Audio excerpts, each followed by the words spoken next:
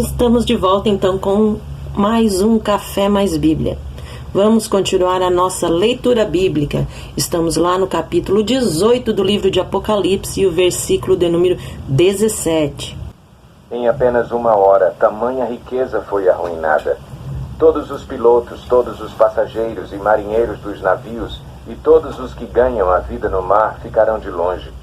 Ao verem a fumaça do incêndio dela, exclamarão: que outra cidade jamais se igualou a esta grande cidade?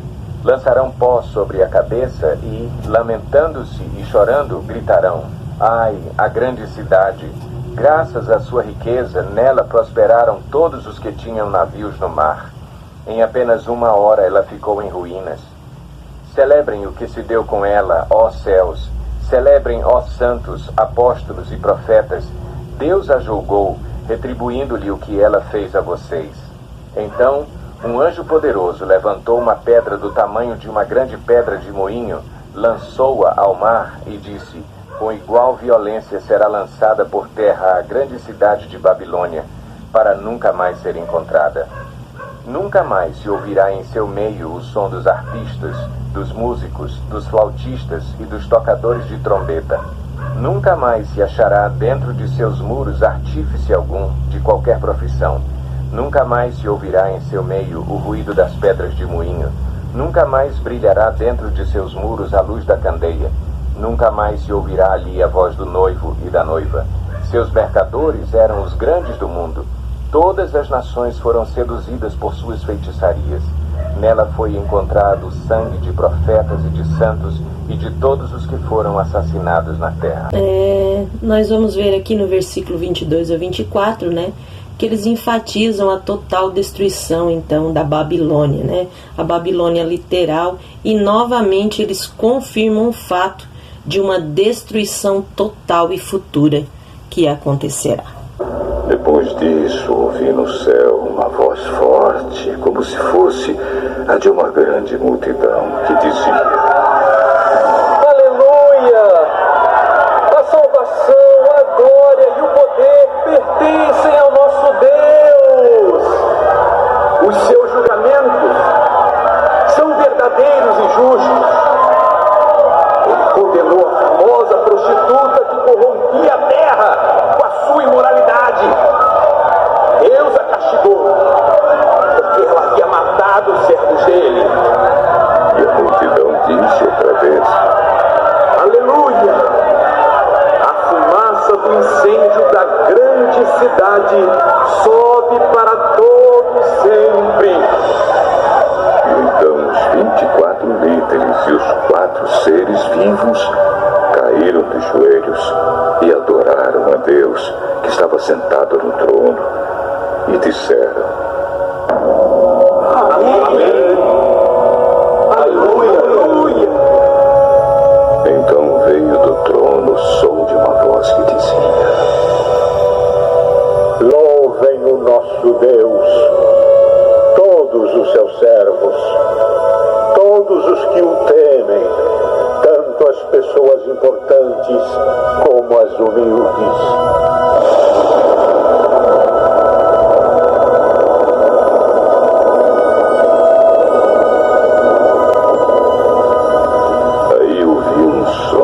Parecia a voz de uma grande multidão, como o barulho de uma grande cachoeira, ou como fortes trovões, que dizia: aleluia! Pois o Senhor nosso Deus, o Todo-Poderoso, é Rei. Louvemos a sua glória, porque chegou a hora da festa de casamento do Cordeiro, e a noiva já se preparou para recebê-lo. A ela foi dado um linho finíssimo, linho brilhante e puro para se vestir. O linho são as boas ações do povo de Deus. Bom, aqui nós vimos então, né, mais uma prova sobre esse tal arrebatamento secreto, né, que não é bíblico, né? Na verdade, a gente crê não ser bíblico. Por quê? Porque aqui a noiva, ela se apresenta e ela vai se aprontar, e foi-lhe dado vestes de linho nessa hora. Isso tudo depois de já ter acontecido a guerra no Armagedon, a batalha do Armagedon. Então, logo após Jesus vencer a Satanás, aí é que a noiva vem a se aprontar. Aí é que a noiva vai se arrumar. Quem é a noiva? Nós somos a noiva, né? E ele é o nosso noivo. E somente nessa hora é que ela vem se aprontar. É nessa hora que foi lhe dado vestes de linho, né? Segundo os judeus messiânicos, antes da volta de Jesus, acontecerão algumas coisas. Isso para tirar toda a dúvida de que haveria esse tal arrebatamento secreto, ou seja, o pré-tribulacionismo. E nós vamos ver alguma coisa sobre isso agora. Bom, eu coloquei algumas referências aqui, mas eu não vou ler todas elas para que nós não venhamos a estender muito, mas se você ficar alguma dúvida, você vai lá e leia segundo essas referências, né? Então, o que acontecerá? Bom, Israel, a igreja e a volta de Yeshua, ou seja, a volta de Jesus. O papel de Israel e a volta de Yeshua. Bom, haverá então restauração física da terra. Isso está lá em Isaías 66, versículo 8, Mateus 24, versículo 32 e 34, ali por diante. Vai acontecer também antes, né, da volta de Jesus, antes desse arrebatamento secreto, isso aí tirando de vez essa ideia de que haverá um arrebatamento secreto, acontecerá também o aliar dos judeus, ou seja, o regresso dos judeus a Israel. Isso também é bíblico, está lá em Isaías 43, versículos 5 e 6, em Jeremias 31, 8 e 10 e também em Oséias capítulo 6, versículo 2. Outra coisa que acontecerá antes da volta de Jesus: Israel buscará o acordo de paz com os homens. Isso está lá em Daniel, capítulo 9, versículo 27, em Isaías, capítulo 28, versículo 15, em Ezequiel, capítulo 7, versículo 25 e também Ezequiel, capítulo 13, versículo 10. Antes da volta de Jesus, acontecerá então a restauração plena, a salvação de Israel. Aqui eu quero abrir um parênteses, porque é algo que eu achei muito interessante, irmãos. Sendo que nós todos sabemos que Israel é o povo escolhido de Deus. Israel foi o povo que Deus escolheu para si e ainda é o povo que Deus escolheu para si. Sim, depois do Evangelho chegou até nós os gentios, mas o povo escolhido de Deus é o povo de Israel. Seria interessante um Deus que escolhe um povo e não o tomasse para si, não o traria para perto de si. Todas as coisas aconteceriam em Israel depois que se virasse. Deus nunca fez isso. Deus sempre deu prioridade, né, ao povo de Israel, ao povo que ele mesmo escolheu. Então, eu não acredito que Deus faria tudo isso e deixaria Israel de lado, não no fim dos tempos. Ele sempre lutou pelo seu povo, ele sempre quis. O intento de Deus era restaurar o relacionamento com Israel. Então, eu creio sim, e a Bíblia diz isso, que haverá essa restauração plena, ou seja, a salvação de Israel. Isso você pode ver lá em Romanos, capítulo 11, versículo 15, 26, também em Ezequiel, capítulo 36, do 25 ao 28, Ezequiel 37, 12, Zacarias, capítulo 12, versículo 10, entre outros. Outra coisa que aconteceria seria a restauração das tribos, que seria em Jeremias, isso está escrito lá em Jeremias 31:1, Ezequiel 37, do versículo 15 ao 23, em Apocalipse 7, versículo 4, onde fala ali dos 144 mil, a reconstrução do templo, etc. Também fala sobre, né, o segundo ponto que a gente pode falar seria a volta de Yeshua e o dia do Senhor, que em hebraico é Sharit Hamim, ou seja, a preparação da noiva. Isso está em Tiago, no capítulo 5, versículos 7 ao 8. O arrebatamento glorioso e o dia do Senhor, quando Jesus sim viesse buscar a sua noiva. Não um arrebatamento secreto onde ninguém vai ficar sabendo, mas sim onde todo olho verá, que está escrito em Mateus 24 e 1 Tessalonicenses capítulo 4, versículo 13 a 18. Não existe base teológica para pré- e mesotribulacionismo, ou seja, né, a base teológica dessas duas teologias até existem alguns versículos, mas eles caem por terra a hora que nós vimos esses versículos na qual eu estou passando para vocês.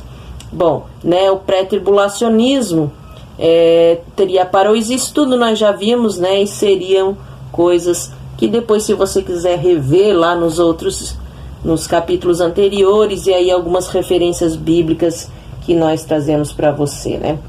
Bom, eu quero voltar aqui somente um pouquinho e falar aqui, ó, essa primeira e essa segunda, essa restauração física e essa aliada dos judeus, isso já aconteceu, ok? A restauração física da terra e o regresso dos judeus a Israel, isso já aconteceu. Aconteceu dia 14 de maio de 1948, ou seja, quando foi criado então, né, o Estado de Israel. Israel não era Estado, ele passa a ser Estado no dia 14 de maio de 1948. Então seria a restauração física da terra, né? E eu gostaria aqui somente de ler a primeira e a segunda referência, só para nós tirarmos uma dúvida. Ou seja, Isaías 66, versículo 8. Quem já ouviu uma coisa dessas? Quem já viu tais coisas?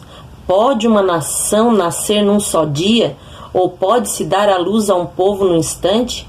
Pois Sião ainda em trabalho de parto e deu à luz a seus filhos. Aqui está se referindo a isso que já aconteceu no dia 14 de maio de 1948. Porque seria possível uma nação nascer num só dia, né? Sim, é possível.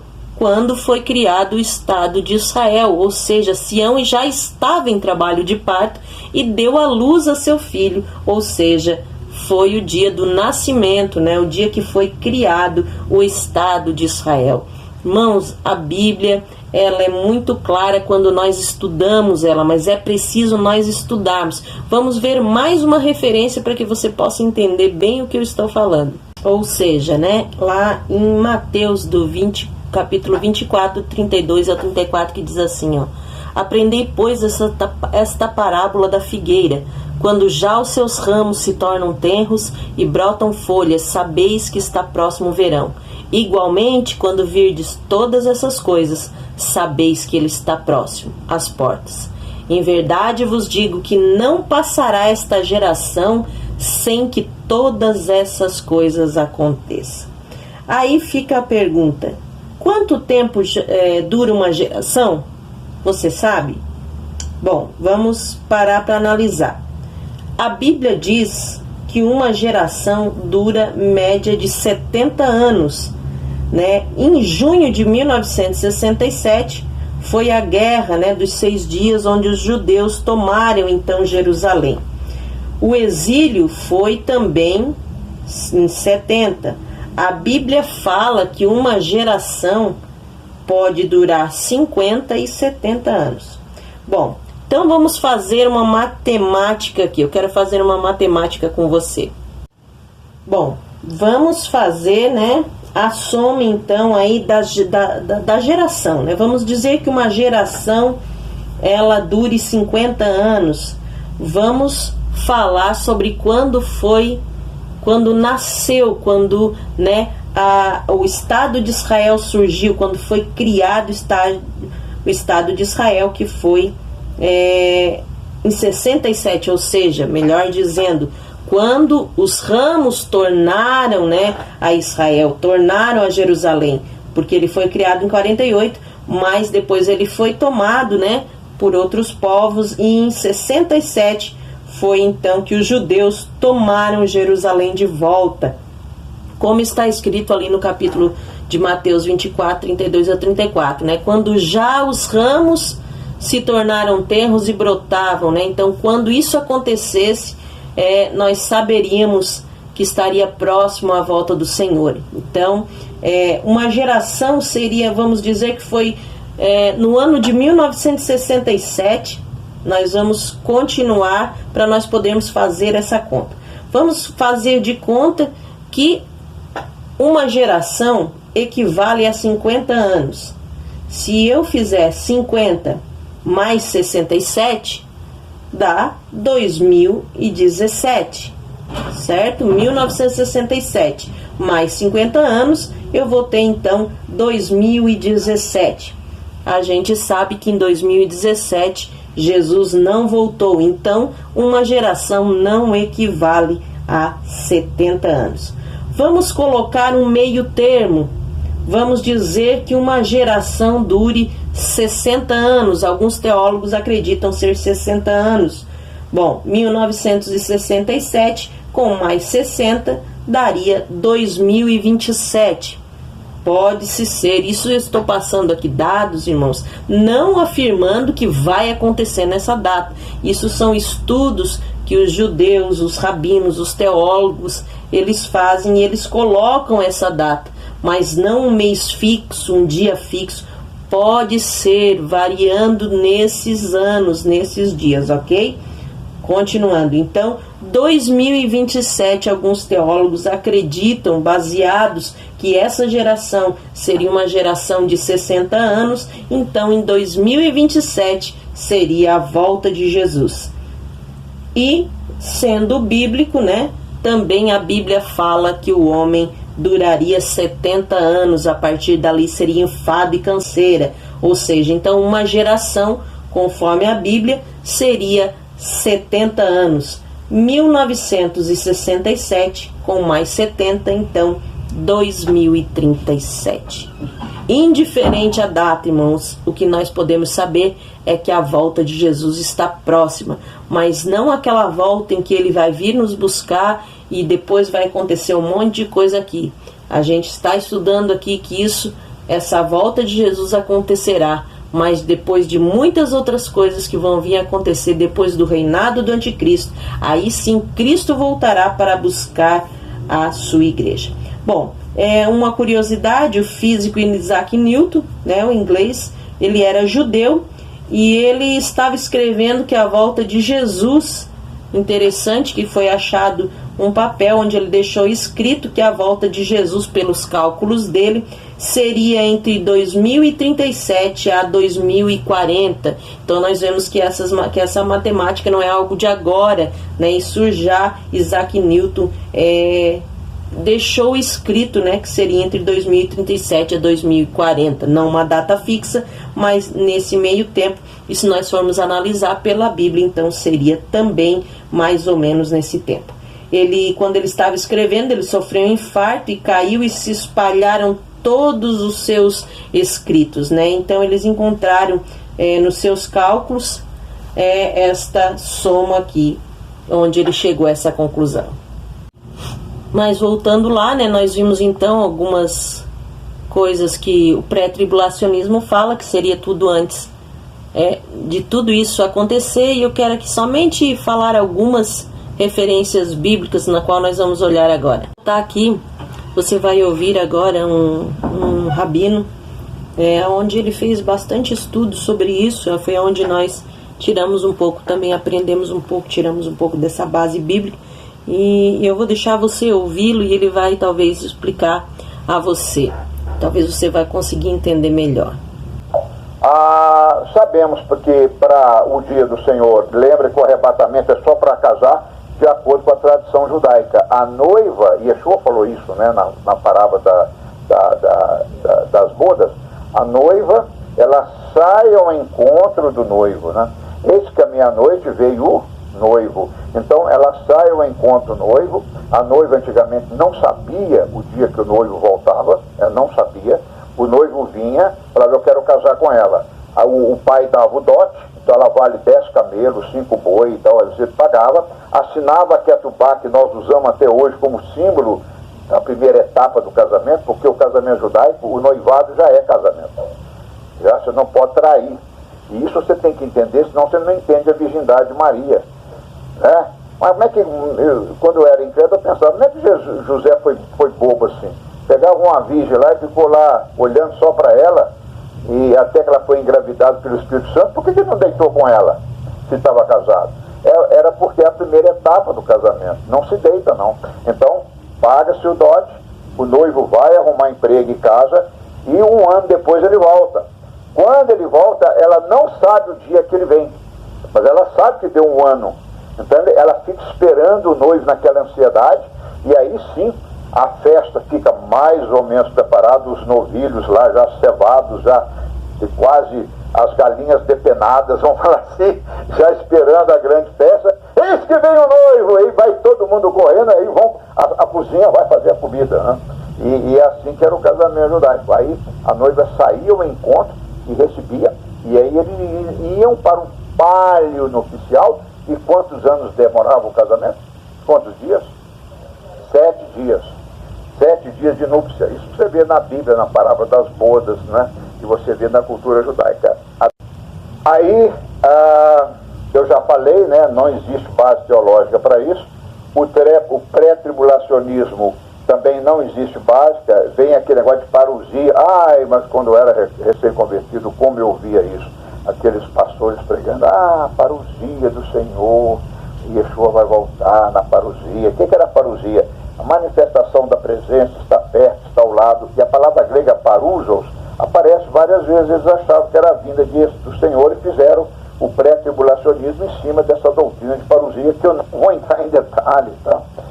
Arrebatamento, eles citam esses versículos aqui para defender o arrebatamento pré, mas eu vou falar que não tem nada a ver. Eu vou só pegar com vocês 1 Coríntios 15, 52. Pega lá comigo, 1 Coríntios 15, 52. Eu vou derrubar essa doutrina com um versículo só. Acharam? Então vamos lá. Vamos ler o 51. Eis que eu vos digo o mistério, nem todos dormiremos, mas todos seremos transformados. Está falando do arrebatamento, tá? Num momento, num abrir e fechar de olhos, leia para mim, ao som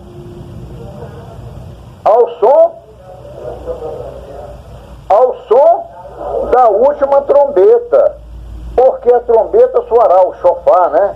E os mortos serão ressuscitados incorruptíveis e nós seremos transformados. Deu para entender?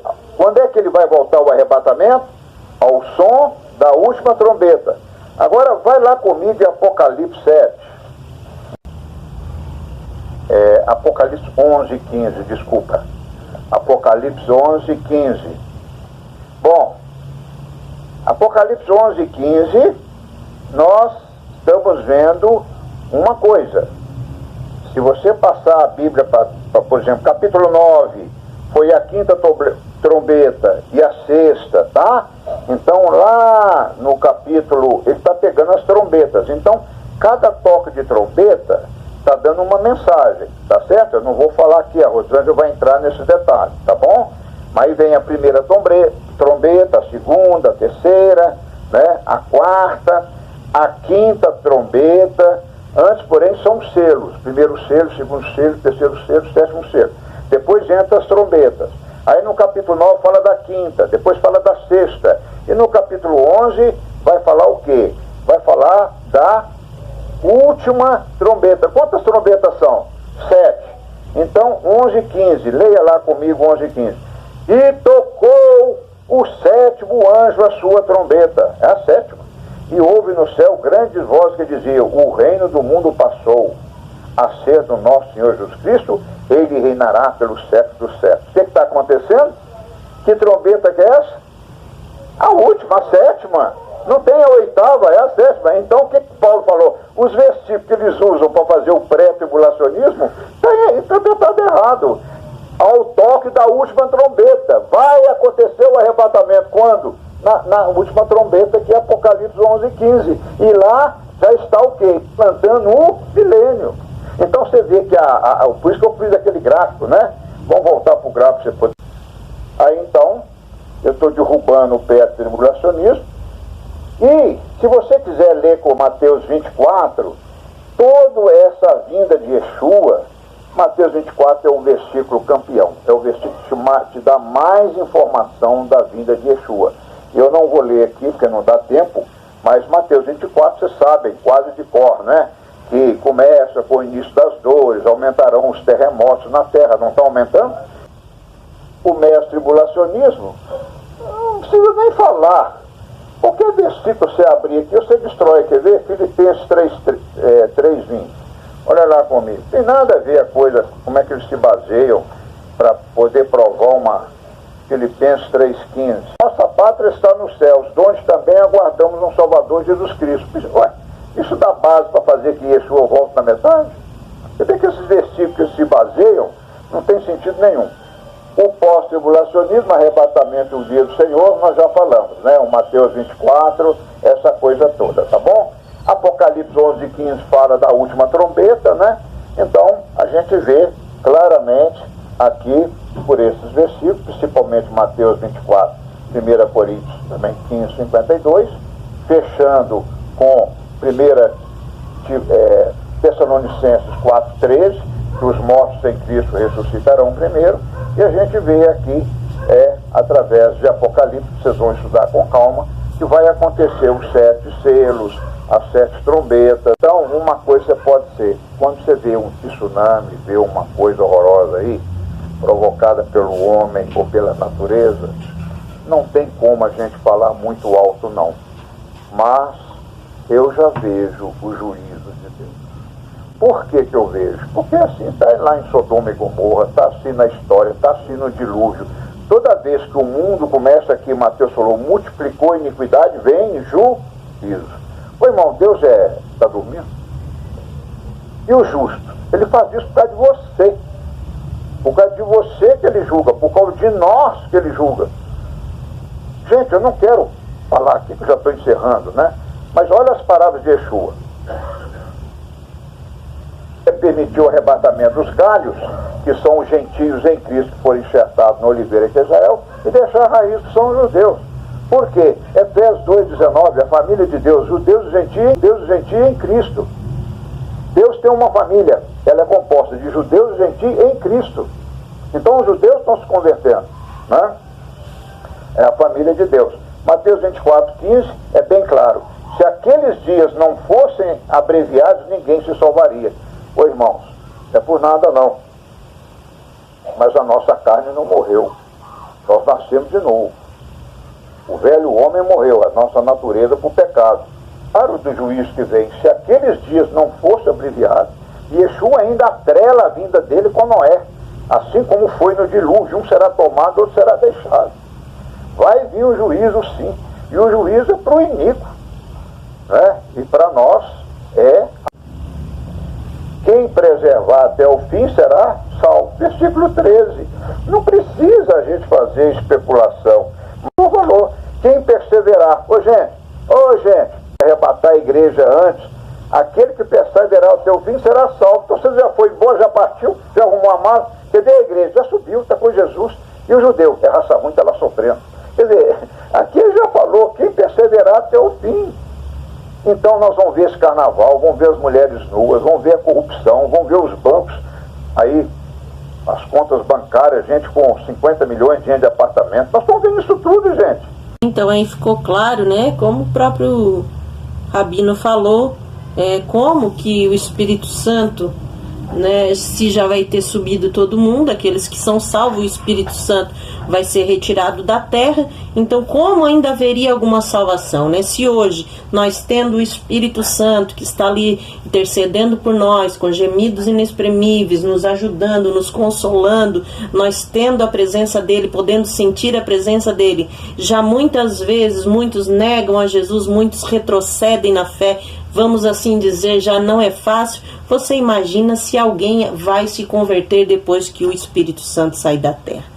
É impossível, né? Então não faz sentido, não tem como essas duas teologias estarem certas. Mas nós vamos falar mais no próximo capítulo, para não estendermos muito.